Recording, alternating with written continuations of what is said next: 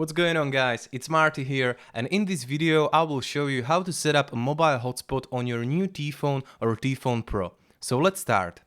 Go settings, find network and internet, click on hotspot, and now we're gonna create hotspot, or we can call it Wi-Fi as well.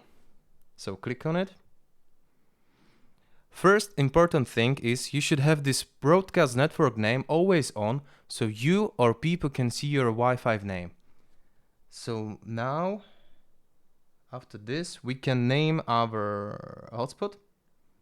So for example, yeah, this name is good, T-Phone Pro. Let's go, okay. And now you can also create a password, so you can make it private. So you're gonna create password. Yeah, for example, create your password is okay for now. So you can create a password here and just turn on this Wi-Fi hotspot. Agree, and that's it. Now people can see your hotspot.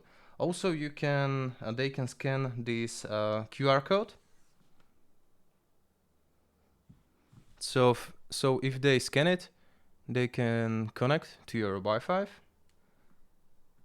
And also you have some another options, but it's not important. But for example, you can set up like turn off hotspot automatically. So you can set up some, I don't know, after 20 minutes it will be off. And that's it, guys. Thank you for watching.